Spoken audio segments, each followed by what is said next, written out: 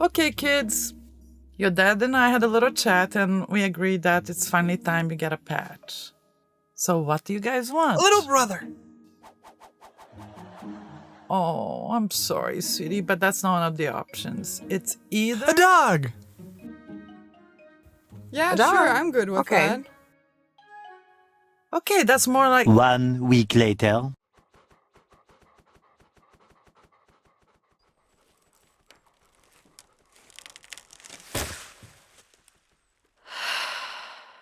Well then, a cat it is.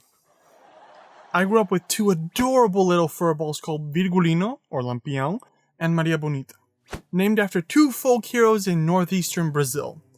But as their names are a bit long, they have received a few nicknames over time to better get their attention. One we call Yaya, or Yayi, while the other were called Lino, or... Lionel, out of the way, brother, for this is my story to tell. Lionel's my son. It's only fair that I do that. So when he was very young, on a hot summer's day, my poor baby, Lionel was walking around the backyard when he stepped on the sewer drain. Oh! Which after accumulating the power of the sun buried the poor little Lionel's paw. It was very painful. And since Lionel was my responsibility, because he was my son. Excuse you, he was our cat. Some would just only call him a cat. But I know he is my son. And that's why I had to take care of his little paw. Because of the name Lino, Lionel had a sweeter ring to it. And I needed to call him something to treat the pain when I was rubbing my poor baby's paw. That, ladies and gentlemen, is when Lionel Richie II was born. And here I thought that Lino was just the English pronunciation of Lino. As the father, I feel pretty... No. Lionel is my son.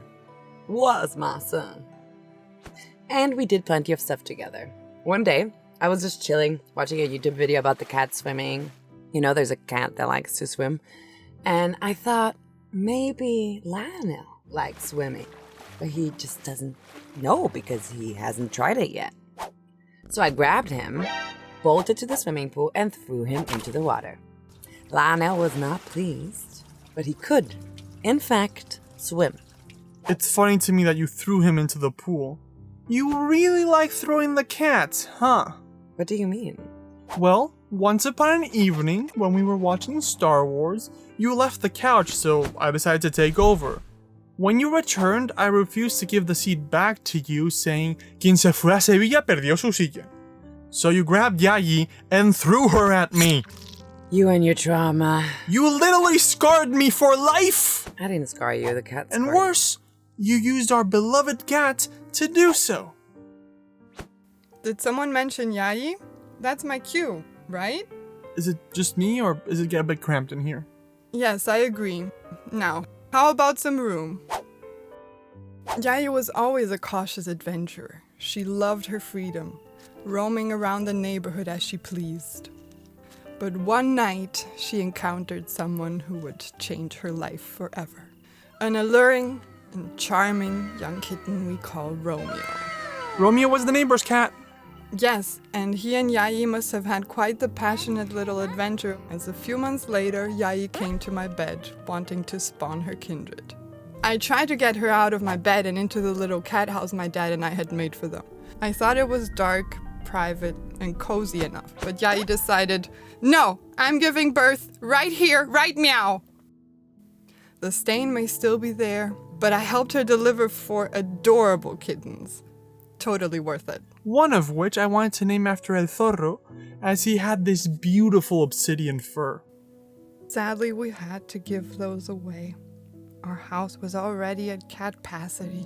I mean, yeah, 2 furry little rascals is already a lot to take care of. That's right, they kept on getting in the way of my knitting. They wanted to play with the needles, not even with the yarn, but playing with the needles, as I was trying to get back at knitting by making these very simple egg covers. And they just love those needles, boy. I thought that cats liked yarn, but these guys, they were going for the needles. Lino and Yai have been with us for a long time. Sadly, Lino passed away last year at the ripe old age of 15. He was pretty sick for the months leading up to it. I remember his passing quite well, carrying him right out the front door as he passed, as if he had left our house for the last time and entered the gates of heaven. My last words to him were, "Never doubt that you are loved." He had been suffering through a lot, and it's something I tell him often as I give him his meds. I mean, this cat did save my life. Hey, hello, our lives. I'll get to that later, but because of this, of course, I had to pay tribute to him in some kind of way. And one video isn't enough, so I made this other one about his life, detailing how he lived. So, rest in peace, buddy, and never doubt that you were and are loved.